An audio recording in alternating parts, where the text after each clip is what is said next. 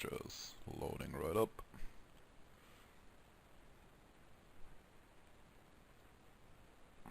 Let's get rid of all that. HM2, here we go. Okay. So, you had a very good day yesterday, that's cool. And, yep, oops. Yeah, let's just go over some games. I'm probably gonna, yeah, tell you about my HUD first. If you want, you know, you can also have it. It's quite, you know, it's quite a lot, I guess, for, you know, first time seeing this. So, yeah, let's start with this box. That's the number of hands, that's the number of big blinds, VPIP, pre-flop raise, aggression factor or frequency, some, you know, that aggression thing. That's the raise first in. By the way, this is also raise first in from every position. Small blind, button, cutoff, middle, early. And this is fold to 3-bet from all those positions right next to it. So the red stuff is just raised first in from every position and how often they fold to, you know, a 3-bet jam. Or like a standard 3-bet, whatever. That's steal, that's fold. I think big blind to steal, or like big blind and small blind to steal, I'm not sure. Something like that. That's 3-bet, which is quite high for this guy, 18%. Fold to 3-bet, that's like all that's post-flop here. That's C-bet, fold to C-bet, turn C-bet, fold to turn C-bet. That's check raise. I think the last one was how often they bet when we miss C-betting, you know, if we check to them. And how often, you know, when we check to them, how often they will bet in position. I'm not sure what this was. Not so important. I mean, the post-flop stuff is like, you know, gets interesting when we get like thousands of hands. Yeah, fine. Either way, I think with the antes, I guess we might make a case for flooding, but I do actually prefer fold. Yeah, let's not get so carried away just because there's antes now. Fine. Fish, I'm fine isolating fish all day long. 9-10 could be okay to do it. It also depends on the people who are left to act. And they all look kind of riggish, so I wouldn't mind that. Check 10.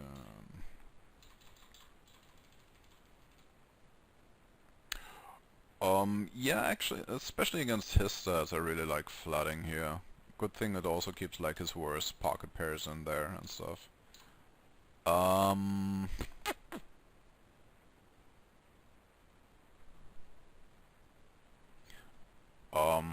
Weird. I think I bet now. I just don't want to give a free card, you know. I think we can also bet really, really small here. Like, I think he's like ace king, ace queen, like pretty much always here, you know. I would bet, I think we can bet really tiny here, just to hopefully get called by ace king high, or like ace high. So yeah, I think we could bet here like 44, something like that. And yeah, there's queen. So yeah, I would kind of be happy to not give him a free card. Yeah, well, he ISOs a limper. Without further reads, I do prefer a fold, I guess. He seems to be fairly aggressive, though.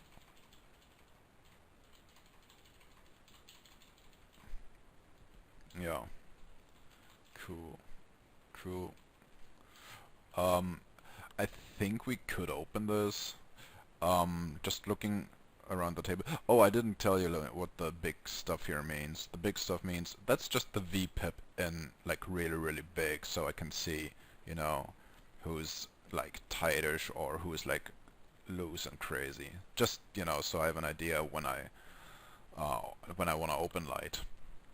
So yeah, I think this could be a good case spot to open, like pocket sevens with 20 big blinds UDG with an 8-10 on table. I think we should open with antes.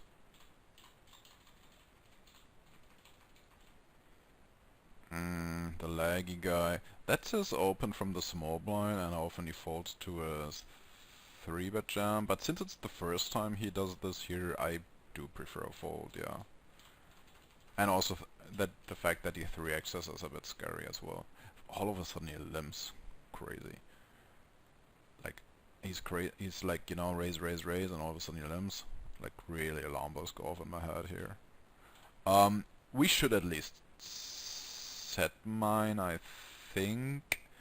We are in position. There's probably also like one or two, you know, maybe this guy will also come in, and then yeah, I think we should set mine. The other option is to jam, but it really kind of smells strong what he does here. So yeah, I would just flat here. We would have our implied odds if we call here are like 16 to 1, and that's fine in position. I think 15 to 1 is fine in position. So I think that's actually a good spot for a raise. Granted, this guy is a bit laggy, and oh, I still haven't like completed telling you about this box. Yeah, that's the VPIP and big, and that's all versus hero stats here, and that is how often he 3-bets hero in general, so you, and how often he 3-bets you from the small blind, how often he 3-bets you from the big blind, and oops, this is all small blind versus big blind. When he's in the big blind and you are in the small blind, that's that. And that's how often he folds, how often he flats, and how often he 3-bet jams. For whatever reason, this doesn't add up to 100. I don't know what the problem is. What was that again? Oh no, that's not against you actually. That's against everybody. Like, yeah, and this is how often he falls against you. Right. Yeah, this is like small blind, like this is his big blind stats against small blind opens, against everybody, and this is how often he folds the big blind when you open from the small blind. Okay. So I think that's actually an okay spot. The reason is that the big blind is like really nitty, and his fold to steal is 83. Those guys are a bit of a problem, but we have been pretty nitty so far at the table, so yeah, I would be fine opening that. I wouldn't hate that, since we, you know, I'm talking about opening, I wouldn't hate that since we've been like really nitty. Yep. Check 7. I guess, yeah, we're getting like absurd odds. Yeah, I don't mind it. Okay, we are not gonna fold. I'm fine with that. I might make it, you know, just 600 to, or like, yeah, more like 500. You know, just to not look like a draw, but you know, even making it 600, it completely looks like it. So nice triple up. That's what you get from limping UTG. Oh no, he didn't limp, he min raised. Oops, okay. Yeah, whatever.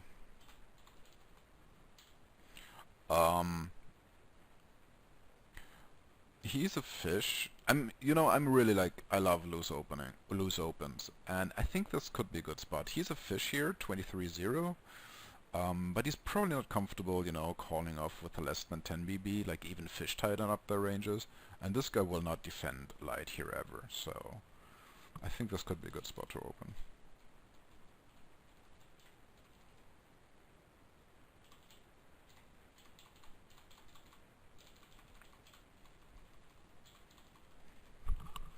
Need to drink some coffee, hold on.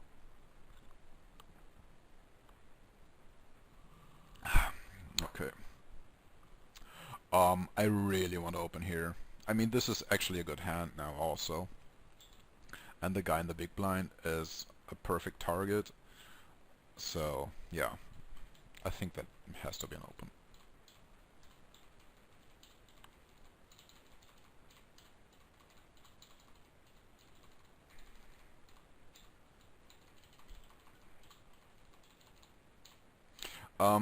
By the way, let's talk about why it's so, like profitable to open like any 2 on the button if you have like tight people behind you.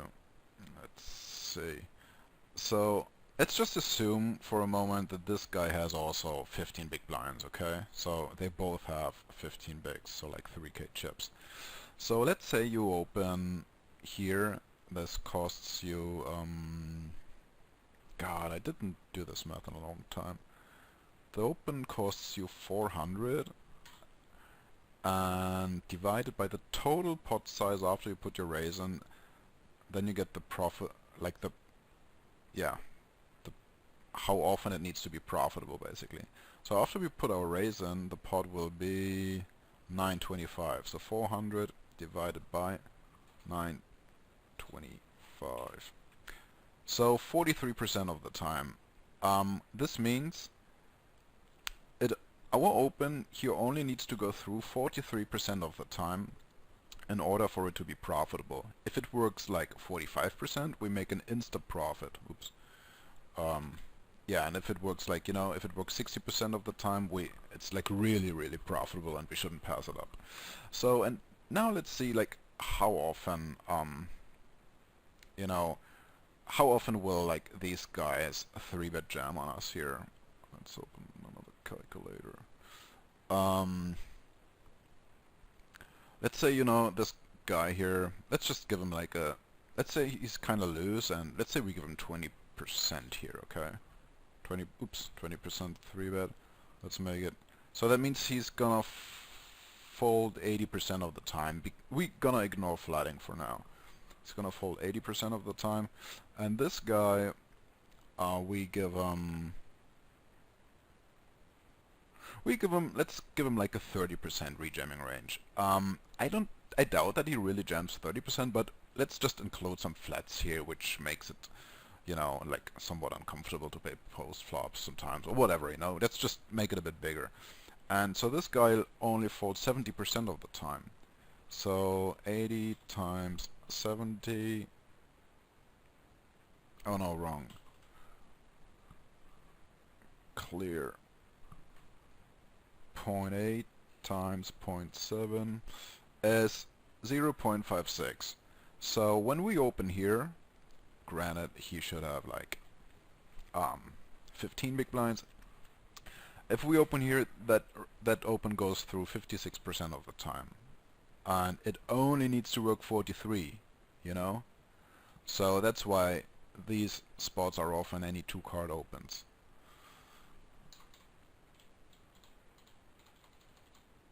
Okay. I think that's a fold. Yeah, I think that's an 18-man ICM fold. But let's take a look. I might be wrong.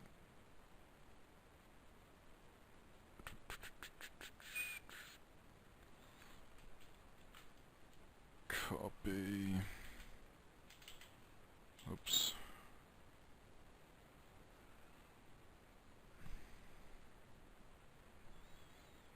Load. Number 42.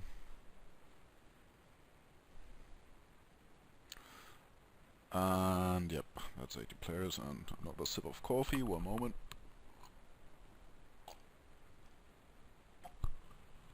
Good. Come on. Okay, he jams 20% of the time. And Ace-Jack offsuit is right in there if his calling range is correct. And I think it is correct. It kind of makes sense. I mean, I don't know if he jams like this wide. But yeah, then it's getting closer. And to be honest, I kind of like having 0.15 to 0.2% edges. So that's actually close here. And pocket eights is also close. You know, because I don't always see like them jamming like small pairs from UTG, or like, sorry, not from UTG, but from that early.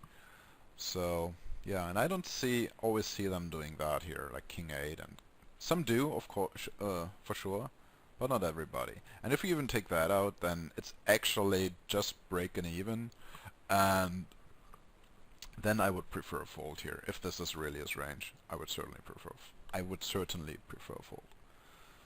Also for the reason that we have a very good chip stack at the moment. We have a very good bubble stack, basically. But we had him this time, and that's cool. I wouldn't mind an open at all. We can fold to everybody comfortably.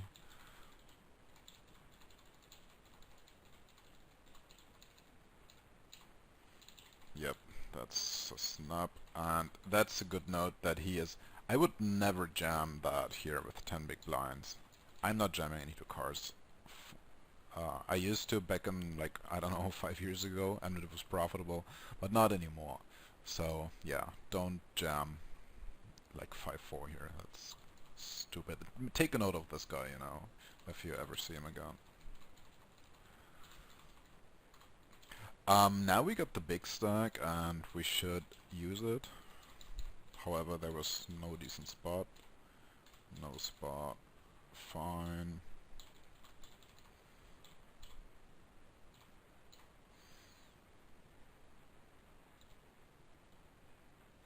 I just think about outright jamming if Ixtha is very aggressive. I might consider outright jamming because I don't want to raise call pocket eights here ever.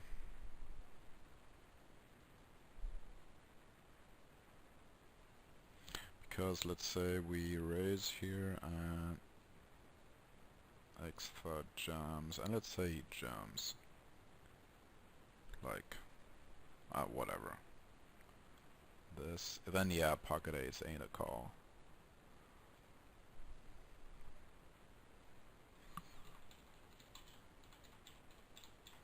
So sometimes I would outright jam there if it's a very, very laggy guy there. Fine.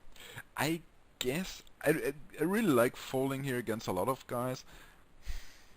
But yeah, he's like, if he was the nittiest guy in the world, I could actually try something funny here, like limp and you know, bet any flop, you know, min bet any flop, and they will just go away so often. So, but he seems kind of laggy pre-flop, you know, with the raise first in of 35 and stuff. So he is not the ideal candidate for something like that. So yeah, I do prefer the fold. I like that. If Ixtha was like a really nitty guy, like a 10/9 type of guy here, you know, then I would certainly prefer min raise and just, you know, be happily folding when he rejams. But if he's like a, you know, standard good reg who, then I prefer it. I probably give it a min raise now. We look stronger anyway, since we have jammed the hand right before and now all of a sudden we open. That looks a lot stronger anyway, and if Ixtha would rejam on top of us, I would be happily going away.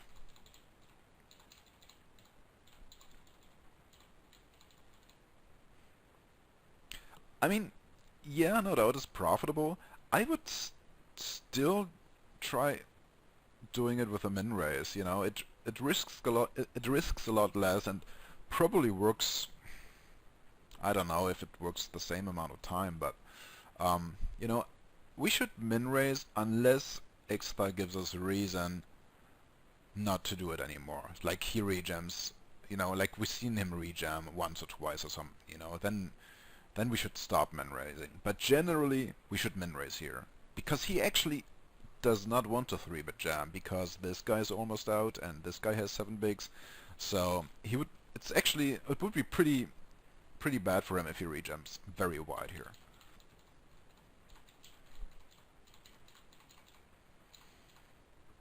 That's fine. We could actually keep the bubble alive sometimes, but we didn't. That's fine. To a limp there.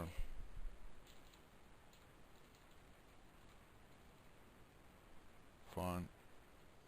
I'm probably gonna fold here. Yeah, I'm certainly gonna fold. I think his range should be somewhat tight because this guy's almost out, so he's not gonna like rejam like insanely wide. So yeah, I think, oh man, okay, the flop is good. I think he has like a really, really tight range here. And that's hand number 71. 71. So we open, and he rejams. And that's probably like, you know, something like that is his rejamming range. And yeah, ace deuce is pretty bad. And, you know, yeah, something like this maybe I call. Yeah, that sounds about right. That looks about right to me. So yeah, but we won. That's nice. I'm pretty indifferent. I think we can do both ways.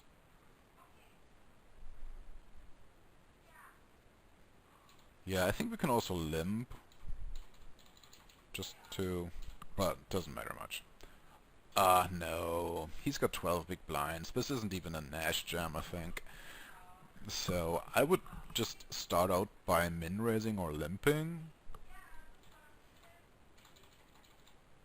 So, yeah, we got what we deserved for that. Yeah, just start out by min-raising or limping here and see what he does. If he lets you get away with limps, limp more often and stuff. So, yeah, we limp now, which is cool. He doesn't allow us. I'm probably gonna call here with 20 big blinds. Limp rejam. I mean, if you have a read, I'd still prefer it if it was suited. Yeah, I really wanted to be suited here. King queen and we split. Yeah, I mean, as said, if you have a read, if you did this like a lot of time, well, whatever. Generally, I don't like it. Let's say like this, with an offsuit hand, but it can be okay if it's the right guy. Yeah, we defend, not folding.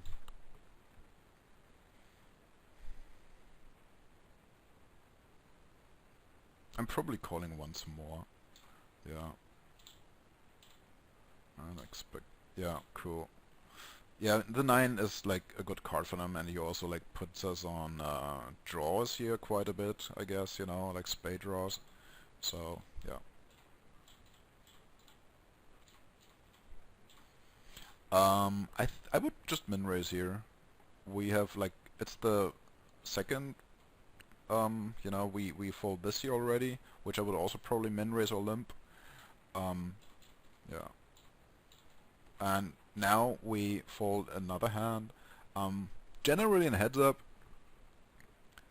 what you should aim for is to basically have a 100% VPIP on the button, unless they give you a reason not to, basically, you know. But generally most 18-man rigs aren't very good heads-up players, and they let you get away with so much. So what you should do is limp a lot and min raise a lot. And when you get like 12 big blinds or like 15 big blinds, like we got here, I would min raise the junky stuff and limp stuff that I actually want to see a flop with, like, you know, let's say like Jack 10 suited. I don't want to min raise and have him jam on top of that.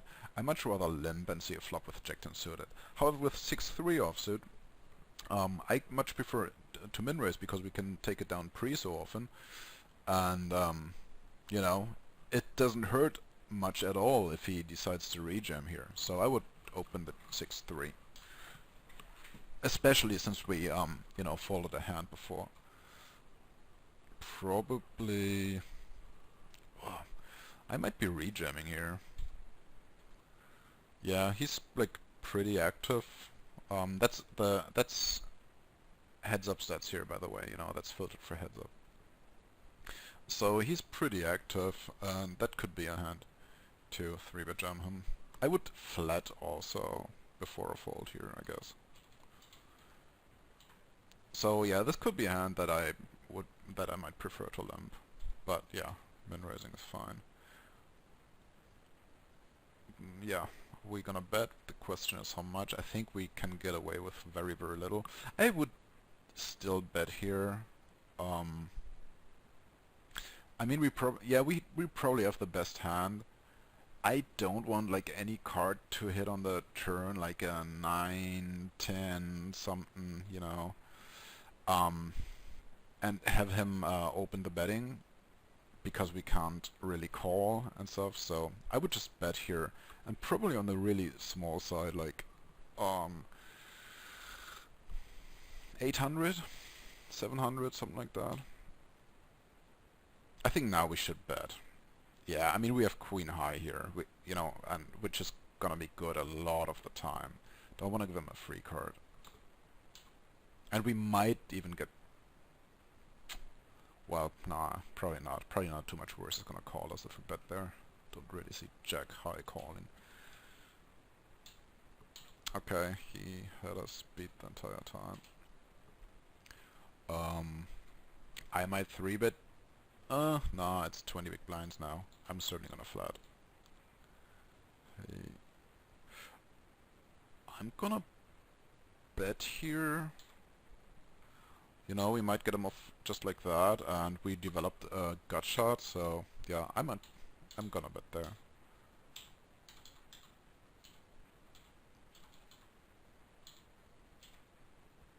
Jam. Yeah, jam or at least min raise or make it a 1500 and see what he does. Yeah. If he has if we has like 15 big blinds, which we almost have, like, then I jam. And yeah, I think I jam here in that spot. I don't mind peeling once and see what he does on the turn. That's cool. You know, taking a junky hand and min raise it up at c-bet, sir. Please c-bet. You know, it's a 10-eye flop. Yeah, it's inviting for him to play back on that, for sure. But still, yeah, I would snap c-bet that. We don't have any showdown value also, you know. If we had like ace high, there might be more of a reason to check back here because we don't want to get blown off of ace high maybe, but yeah, without anything. And now bet. Cool. Question is the sizing. I think we can go much lower. I think we can go 1100. I'm not gonna barrel here. Yeah, like so many draws completed. And yeah, he had a pretty good one. 20 big blinds. I'm gonna flat here also with 20 bigs, but whatever. Fine, to give him one. Yeah, it's fine to jam. I'd probably make it... Oh, but he calls. Oh, nice. Yeah, you got the money in pretty good. So, yeah. There could be a case for making it smaller, but if he's gonna raise call ace-5 for 20 bigs, that's the way to play that hand, I think.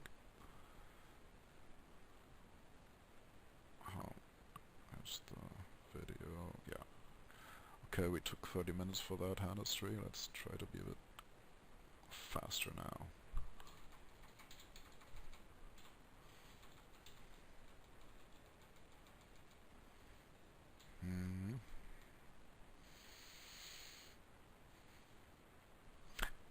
Yeah, I'm okay with that.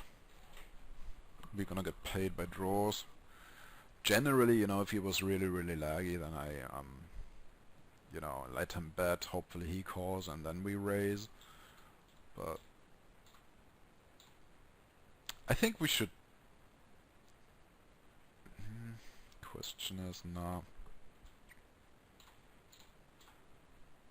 Question is, I mean, I really wanna, you know, get the entire stack on. Question is if we jam now or bet smaller.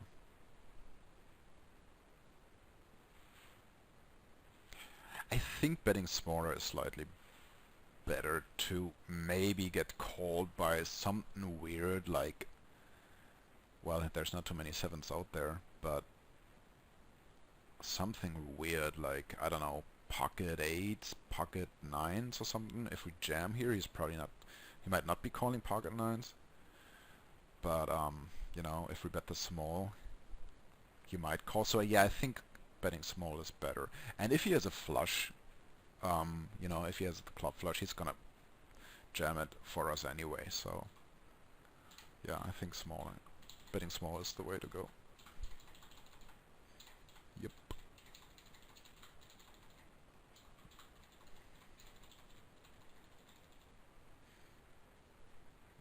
Yeah. Generally, you know, when we defend wide, we just gotta be very, very cautious post-flop. And even this is not like something that we should, oh wow, you know, that we should get excited about. So yeah, I like how you play it. Really, really careful.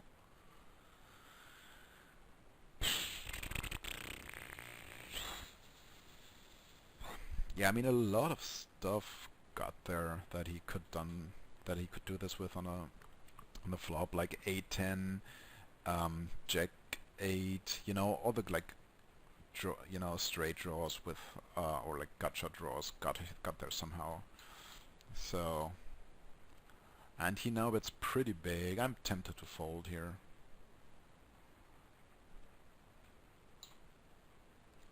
Do we have the straight now? I just suck at recognizing straights, but yeah, we got one. Cool. I think we should bet tiny. You know, he probably has something like a pair type of hand. I mean, he either has a straight here with also like a Jack X, or he has a pair type of hand. And if he has a pair hand or like a two-pair hand, he's probably not gonna bet. So we should do the betting, but and probably like on the really small side, like I don't know, 350 or something. But he bets. I think about not raising and just calling. Could he have played that like this with Queen Jack? Very rarely, I think. So I'm fine actually jamming it. What worse will call us? Sometimes a 6x will call us, or like he could have played a 5-6 that way. No, not really. The 10 doesn't make sense for him. Okay, yes. Also King Jack.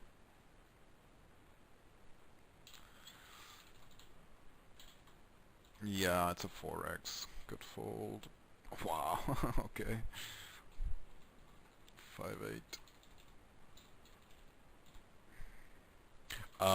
Given what this guy just has done, I would be really happy seeing a min ISO here and falling if somebody rejams on you. Or like, you know, a raise to 350 or something.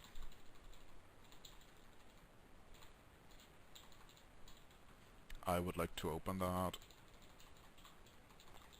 When I say open, I generally mean min open. Yup. Yeah, not too cool. Yeah, he opens quite a bit, and like, yeah, he opens 67% and folds 99, so like 100.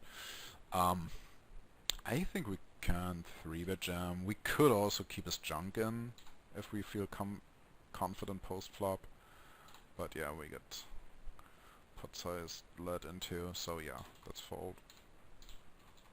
But I could 3-bet jam a ton there against such a guy who opens 67, folds 99.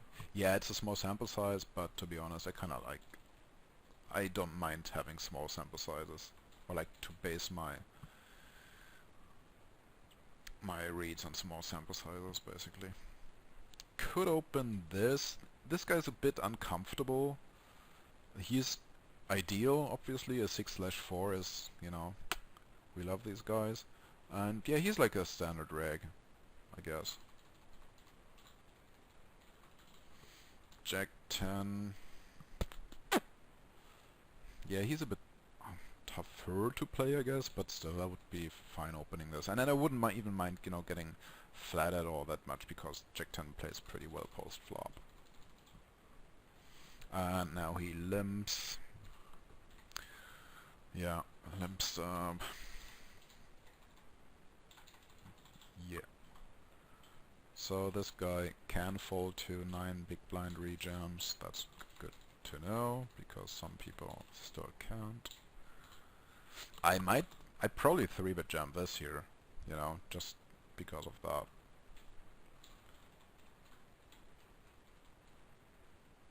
Yeah.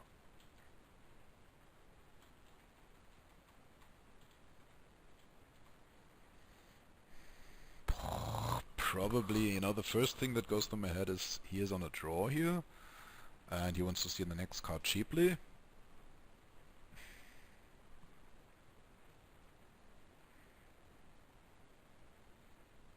I really don't know. I kind of like pot controlling here. Oh, never fold. I guess that was a misclick. I mean, we can't fold for him, but you know, we might, you know, even if we flat here, you know, ace rolls off, 5 rolls off, we are ahead basically pretty much always. So yeah, we cannot fold for that. I guess that has to be a misclick.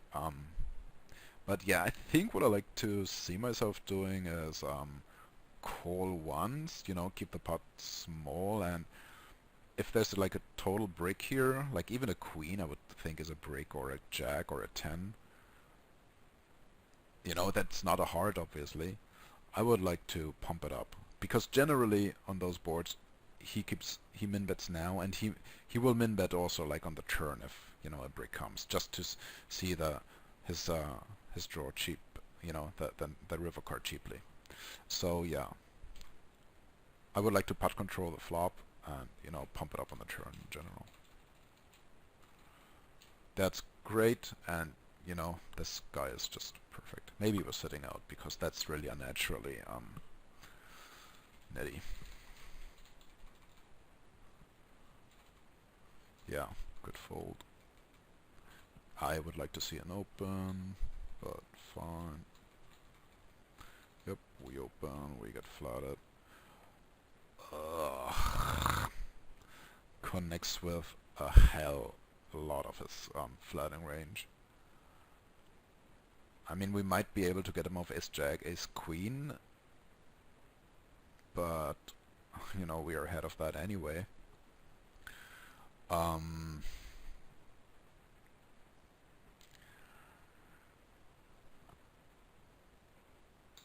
So yeah, I don't really know about c-betting here. I don't know what it accomplishes.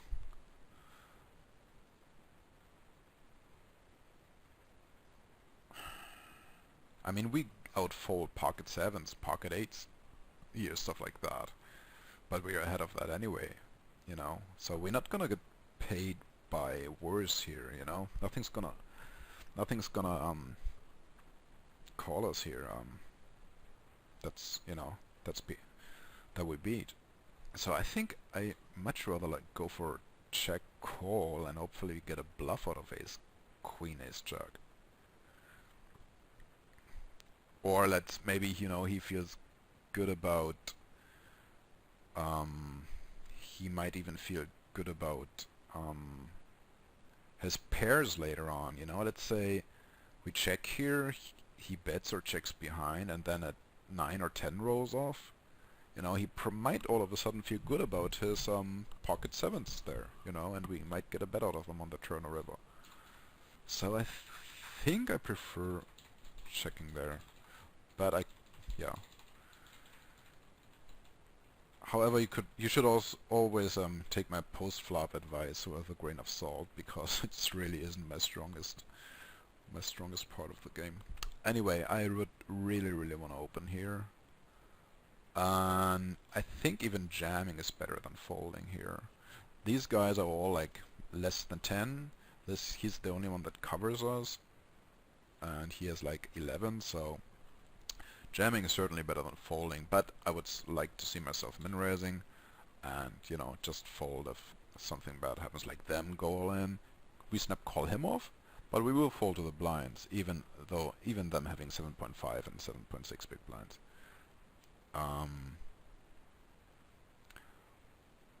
I will take this hand to ICMizer briefly to maybe, you know, you would be tempted to call here, and I'm just gonna, you know, I don't know, maybe you would, maybe you wouldn't, but I'm just gonna show you that it's not a good idea to call them unless we have reads that they're really, really wide. 48. 48. We min raise, and let's say the small blind decides to go all in. I mean, generally, you know, he shouldn't assume too much fold equity, so I would start giving him really like a tightish range, like that, you know. And, you know, ace 3 is a disastrous call. It's minus 0.7. It's like it's an absurd blunder. If he's like, you know, any suited ace and stuff, then it becomes slightly profitable. Okay, I didn't think it would become profitable that quickly. Okay.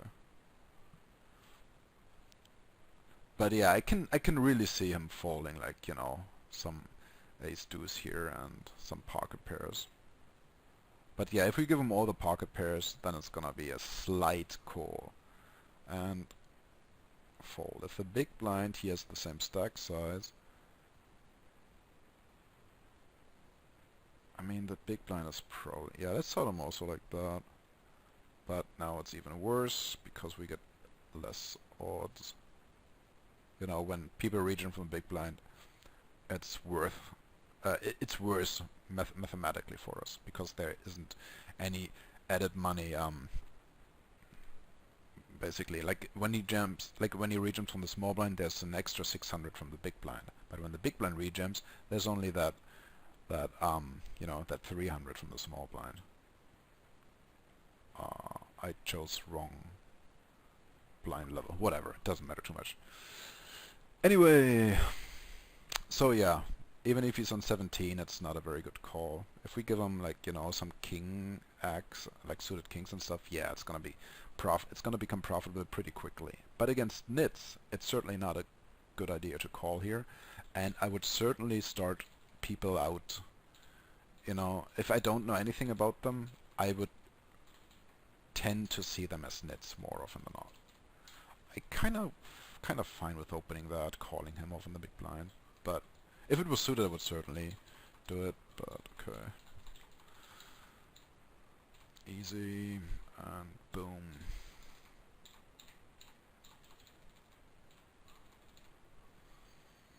Yeah, nothing else. Yeah.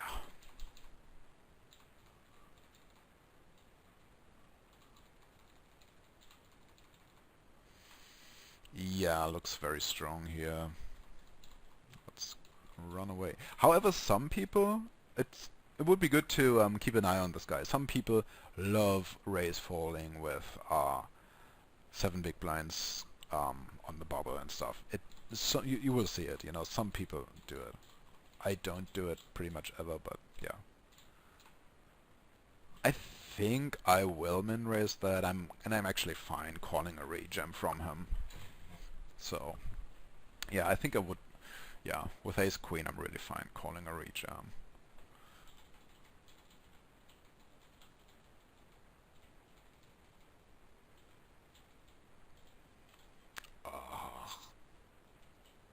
You know, I'm gonna. I have the temptation to regem any 2 cards here, basically. But since everybody is so short, he probably isn't very loose. Oh great, we're not gonna see if... Wow. Okay, keep this in mind. Regem on the guy when he opens on the bubble and there's short sticks around, because he'd obviously, you know, I mean, he really has to call here. This him regemming 6.1 and stuff. Well, actually, no, that's wrong. He doesn't have to call anything because, like, ace deuce off, it's not a call because his stats are like, you know, he's a 24/10, and there's somebody who's a lot shorter. So his range, that makes his range pretty tight there. The fact that this guy is hanging around here with 2 bigs, because this guy wants to bust him first, obviously. Okay.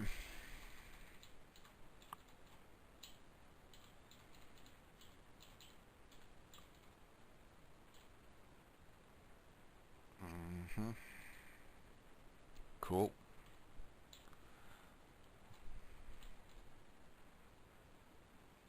Nah, don't do it. Um, Three-handed is quite an interesting topic in the 18-mans or like in poker in general. Um, this is pretty 72.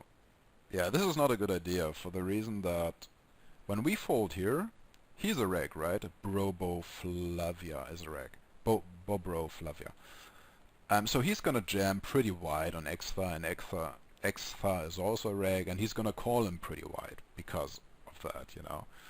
So there's no reason for us to get overexcited because there's gonna be a jam and a call quite a bit of the time, and that's good for us because we move up one spot, or like, you know, either we move up one spot or like somebody gets really short here, like Brobo Flava, you know.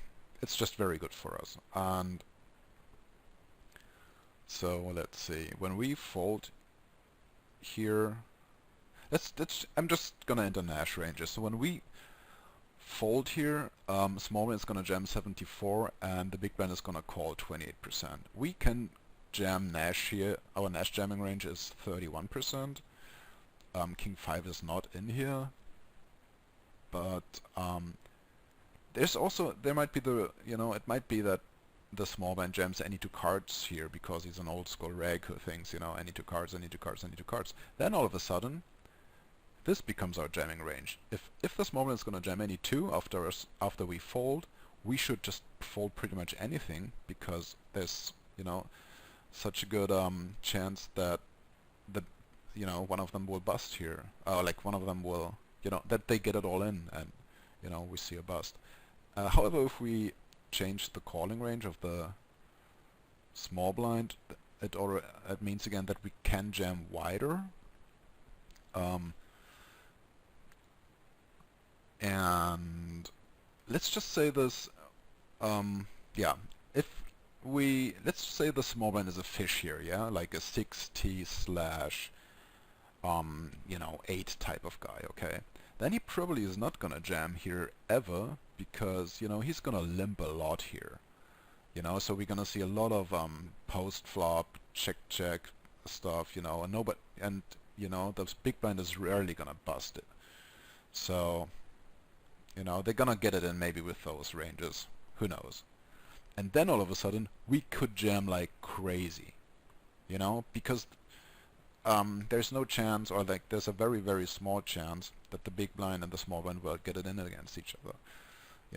When the small blind is a fish, we can jam wider. But the question is, will we jam wider? I don't see myself jamming any two cards here for sure. Like a 0.2% edge that I always want. I'm really not jamming that. I'm min-raising a lot more here, I'm just min-raising. Like this King 5 here, I would also just min-raise that, even if it's two regs here, and, just start out by min-raising. And if they go crazy on you, you can adjust later. Just start out by min-raising. First hand of the match we give him a walk, that's okay. I would probably open, but fine. Second hand we shouldn't give him a walk, we should min-raise here. And if he, if he rejams, we are happily folding. It's such an easy fold, no problem. And if he calls, we're just gonna see bet and move on, basically. This, as yeah, either limp or like, don't give him too many walks. Yep, finally, I would min-raise, but it's not, yeah, it's okay. I would min-raise again, and hopefully he rejams, we pick him off, If we jam here, let's say we jam here, he's only gonna call us with, where is it? He's only gonna call us with, whatever, that range, okay, something like that, okay?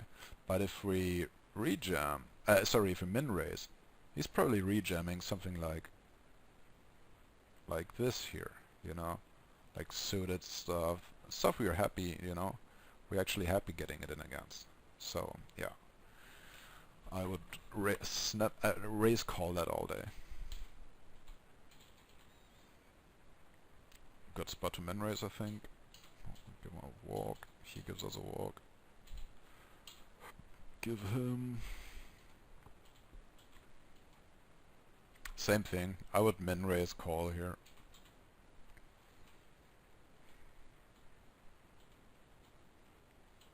Bet. We might actually get some value from a weird 6x. Some draws with check raisers, which is kind of bad. But still, I don't want to give him too many free cards here. I guess I don't mind checking, because there's really some, you know, a lot of hands that you can check raise us with here. And yeah, fine.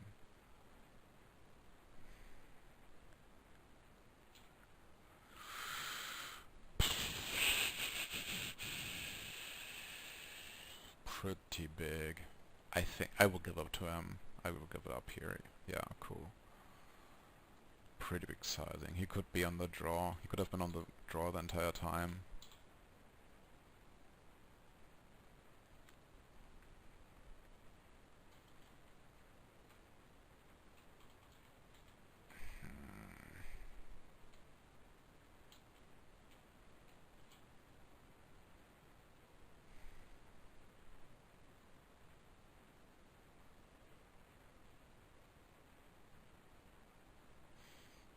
Yeah, I'm not sure, to be honest. But yeah, we fold. That's fine. And yep, we fold here. I might call with 18 big, like 15 big blinds effectively, but whatever, fine. By the way, this guy has never 3-bet you ever here, you know, at heads up. So open, open, open, open until he, you know, adjusts basically.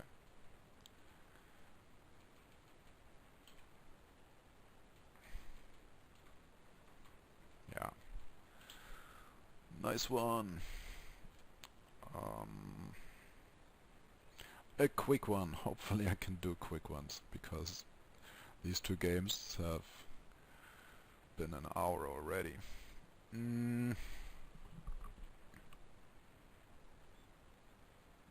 Yeah, let's just do this one. 99 hands. Actually, that's quite a lot. Let's go for less. However, that might be interesting. Oh, this is actually 99 is actually pretty short.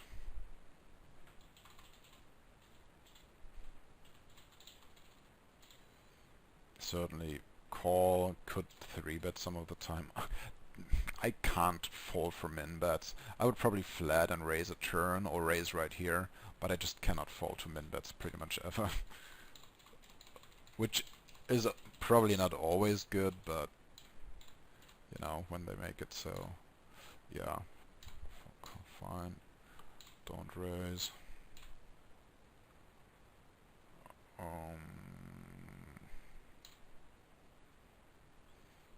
Yeah. Think about raising the turn though, actually.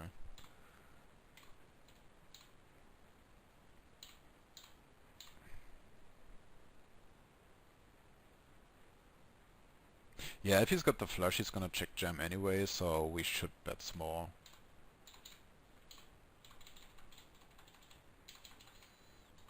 I will flat a lot of the time here with queens, because I really don't want to get it in pre. And if he's gonna call here, he's like, you know, especially with those stats, he's on ace king a lot. Or actually even on kings and queens. And also, so actually the main reason for just flatting here is, when we flat here, it keeps his pocket jacks, pocket tens, pocket nines in there. When we 3-bet, you know, he's probably gonna follow that, which we want in the pot actually. I don't think this accomplishes too much.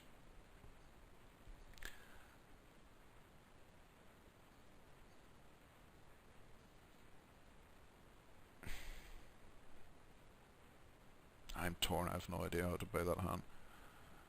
I think I just call, and hopefully he has ace queen, you know. If he like ace queen with the ace of hearts or something, or the queen of hearts, which he can't have because we got it.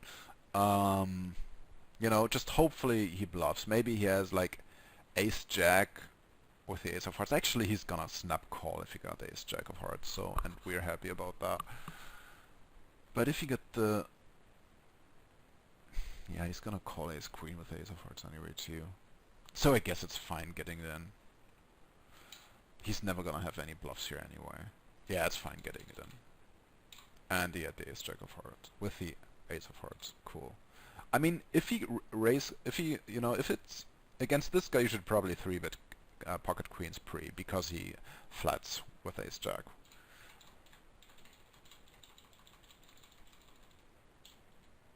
Oops.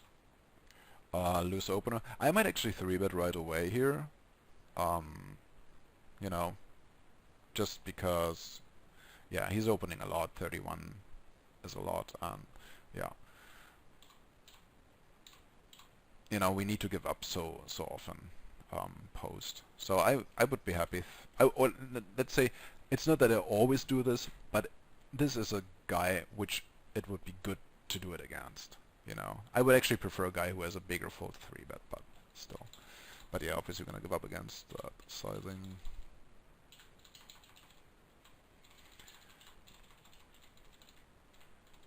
I'm gonna ignore like opening spots now, just because oops, we limp here. I do like limping. I don't think this guy is the like limping the small blind. I don't think this guy is the perfect opponent to do it against. He's pretty laggy, you know, 28, 25. So I think we're gonna see quite a bit of jams here. He doesn't. I mean, if we limp here, we gotta stab. Also, that's actually a perfect board for us, because he's never gonna have king, like, or like, let's say rarely gonna have kings or jacks here, because he jams most of his Broadway hands pre-flop, you know, like queen jack, king 10, all this stuff he would jam pre-flop a lot of the time. So this is an ideal board for us. Bet now. I mean, we really want to get it, you know, take it down with 9 high. So yeah, I think there was a pretty decent chance that we could have taken it down on the flop, maybe. I mean, he would call once and then we probably give up, I guess. And even if we double barrel, he might call the threes again. Yeah, probably not.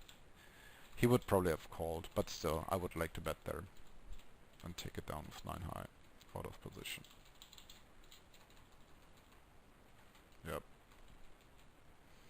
I might open. This guy is awesome. However, he is like pretty laggy. But this guy is like, you know, his fold against C is 93%.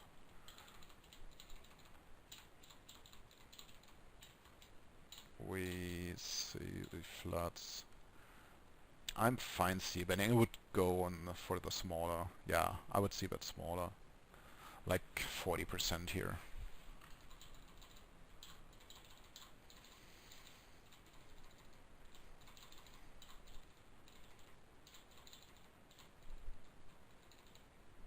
I will open for sure. Oh, whatever.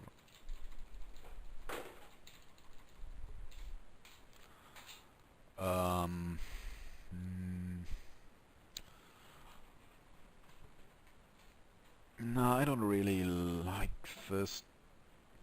I mean, he's weighted towards like medium and smaller pairs, I guess. I mean, some people are, you know, play their ace king, ace queen that way, because they're afraid to see flops and stuff. I think we should fold here. But I really don't know. It really depends on if he has ace king or ace queen in his range, I suppose. Where's the thing?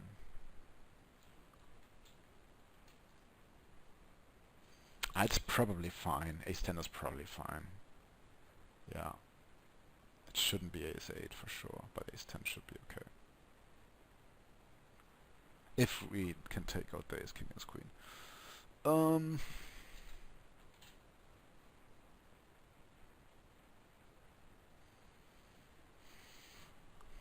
let's start out by Nash. Let's say he jams Nash, which he doesn't, but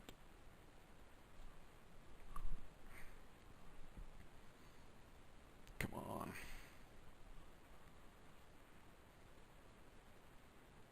Yeah, it's like very profitable. However, he's definitely not on all of that, obviously. I think he's more on like something like this here. Probably not aces, kings, queens. Let's give him ace, king, ace, queen for now. And then it's actually still a fold. Yeah. But if we take the ace, king, ace, queen out of his range, then it becomes a slight call. Yeah. And if you take ace, jack, ace 10 out as well, then it's a snap call. Okay, so it's pretty close, and it would be pretty good to know what he has there. Or like, what his range is here, if he has ace, king, ace, queen in his range. Perfect. I mean, this isn't any too open here. You know, you see these guys, 11/11, 11/3. Any two cards. No exceptions.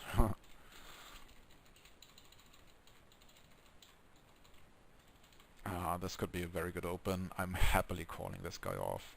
And yeah, I'm opening here for sure. We get a walk. Fine. Yeah, fine.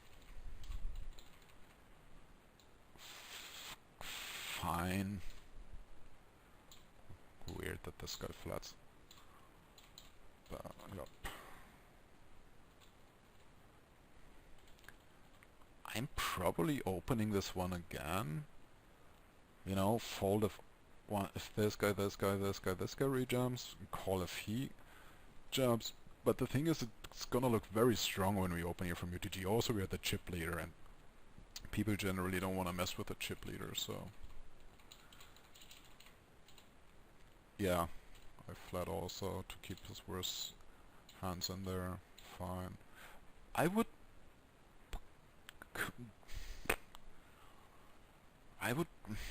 oh. Yeah, I would bet to not give any free cards, and you know, we might get called with a queen X, even with a draw, you know, or he might check jam a draw.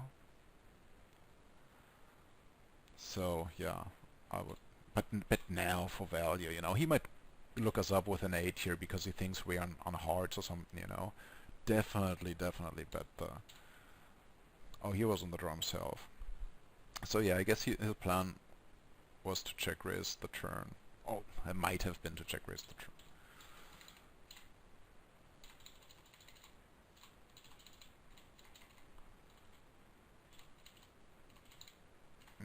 Yeah, it's okay. I mean, it's profitable, but to be honest, I would really prefer to min raise. And if they, you know, if you see somebody getting crazy at you, then you can fold and like jam stuff like that the next time it occurs. Fine. That's fine. I might... yeah, I'm folding.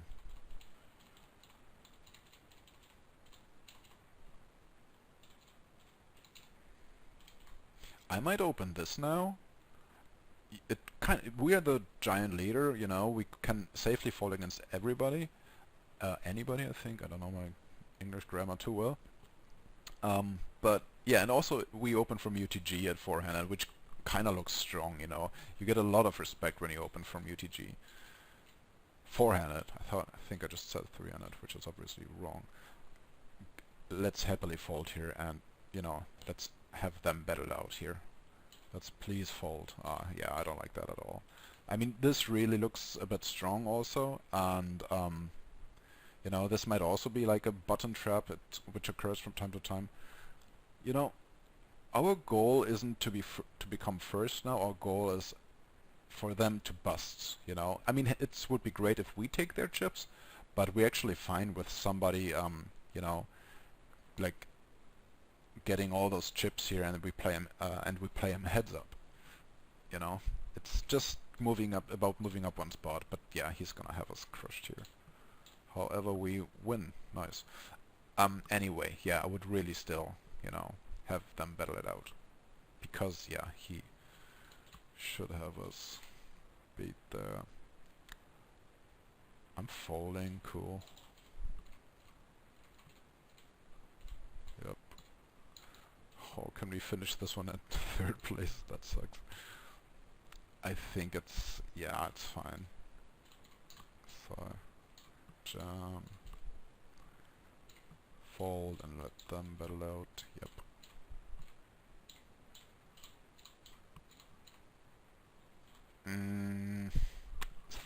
I'm letting, you know, same thing, I let them handle it here. Like, he's gonna jam, like, probably any two cards here. He might call less than a standard rig would. Yeah, I think I'm folding anyway. Yeah, I fold for sure. Yeah, that's a good jam. Good.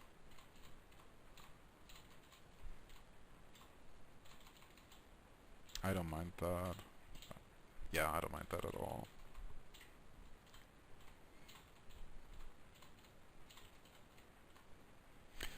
Yeah, I wanted to say that this Belmondo guy, if he does something, he really has it. You know, like 3 or 4 times.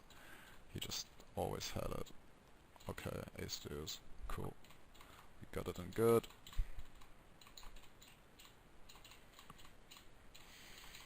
Fine. I could raise call here against this guy, so I probably min raise here. Yeah. Raise calling is fine. Is it? I mean, it gotta be. Yeah, I'm not gonna even... Yeah. I wouldn't mind min raise folding, but he's really laggy. It's probably not a good idea against him. I don't like this at all here. We are stack number 2. Actually, we are chip leader. Yeah, we are chip leader. These guys will, you know, Emskin will jam a ton. 96.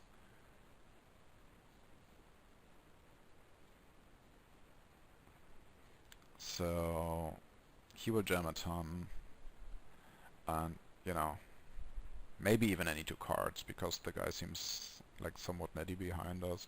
And if he jams any 2 cards, we shouldn't. However, the guy is only gonna call maybe this because he's in it. Then it's okay to jam, but still, it's plus 0.06. I definitely want edges when I'm the chip leader. Big edges. Like, maybe this. I mean, I will... No, I'm not gonna jam off today, so I think I'm gonna min-raise fold them here.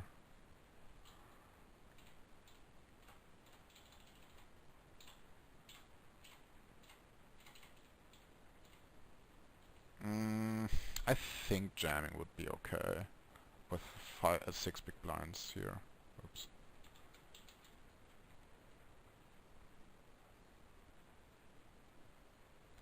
Just okay. I mean, and being this short, I don't care about edges, by the way, you know. And he's probably, you know, maybe not calling wide enough, and this would obviously make it a bit better. So yeah, I'm fine jamming that. But it's okay. It's not like, you know, it's not a disaster. This here is a spot to not go all in, but to leave chips behind, just in case that both go all in. What I would do here is raise 3,000 or like whatever, 2,500, something like that, and leave chips behind in case both go all in. I'm gonna show you the math. So we raise, let's just say we raise 2,500. This guy goes all in, and this guy goes all in. So this guy's range is probably, for going all in, is probably something like, let's make him like wide, whatever, like 12%, I think. And this guy's probably on the nittier side, you know. He sees us raise pretty big, him raising, rejamming. So I think he would be like really, really tight here. Maybe something like this. And then, you know, even queens would become a fold here, you know, just because it's so. Yeah, just because so often the big stack will take out this stack here. So yeah, and to call off 10-9 suited in that spot, and this means we would move up one spot, which is huge in 18 mans. You know, a pay jump in 18 mans is huge. It's the same pay jump from fourth to third place than it is from second to first place. You know, that's what we always gotta keep in mind in the 18 mans. A pay jump is like a win. You know. Yeah, so therefore I would I would rather not see a jam here, but a, you know, and obviously if only one guy goes all in, like, you know, the small blind goes all in, easy fall, easy call, no, you know, but in the case that they both come all in, you know, we can still go away. Okay, mate, I hope you enjoyed the video. Let me know if you have any questions, and yeah, I'll talk to you later. Goodbye.